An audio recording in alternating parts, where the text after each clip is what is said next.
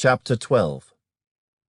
Now Samuel said to all Israel, Indeed, I have heeded your voice in all that you said to me, and have made a king over you.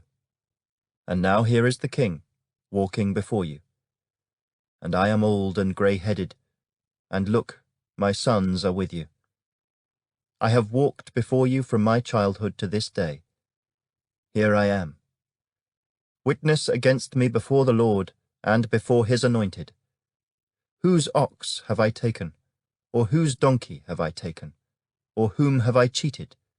Whom have I oppressed, or from whose hand have I received any bribe with which to blind my eyes?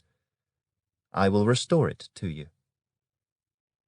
And they said, You have not cheated us or oppressed us, nor have you taken anything from any man's hand.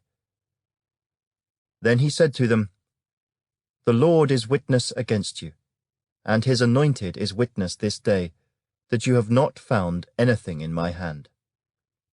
And they answered, He is witness.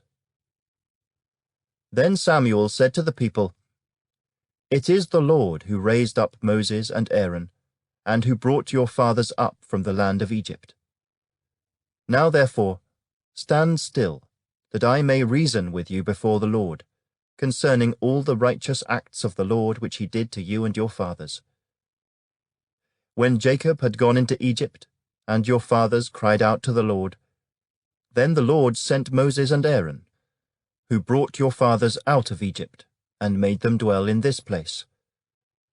And when they forgot the Lord their God, he sold them into the hand of Sisera, commander of the army of Hazor, into the hand of the Philistines, and into the hand of the king of Moab, and they fought against them. Then they cried out to the Lord and said, We have sinned, because we have forsaken the Lord and served the Baals and Ashtoreths. But now deliver us from the hand of our enemies, and we will serve you. And the Lord sent Jerubbaal, Bedan, Jephthah, and Samuel, and delivered you out of the hand of your enemies on every side, and you dwelt in safety. And when you saw that Nahash, king of the Ammonites, came against you, you said to me, No, but a king shall reign over us, when the Lord your God was your king. Now therefore, here is the king whom you have chosen, and whom you have desired. And take note, the Lord has set a king over you. If you fear the Lord and serve him and obey his voice, and do not rebel against the commandment of the Lord, then both you and the king who reigns over you will continue following the Lord your God. However, if you do not obey the voice of the Lord, but rebel against the commandment of the Lord, then the hand of the Lord will be against you, as it was against your fathers. Now therefore, stand and see this great thing which the Lord will do before your eyes. Is today not the wheat harvest?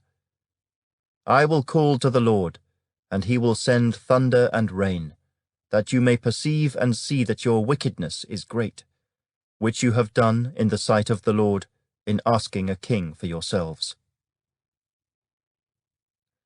So Samuel called to the Lord, and the Lord sent thunder and rain that day, and all the people greatly feared the Lord and Samuel. And all the people said to Samuel, Pray for your servants to the Lord your God, that we may not die, for we have added to all our sins the evil of asking a king for ourselves. Then Samuel said to the people, Do not fear. You have done all this wickedness, yet do not turn aside from following the Lord, but serve the Lord with all your heart. And do not turn aside, for then you would go after empty things which cannot profit or deliver, for they are nothing. For the Lord will not forsake his people, for his great name's sake, because it has pleased the Lord to make you his people.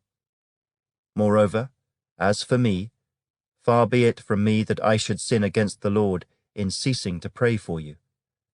But I will teach you the good and the right way. Only fear the Lord, and serve him in truth with all your heart. For consider what great things he has done for you. But if you still do wickedly, you shall be swept away, both you and your king.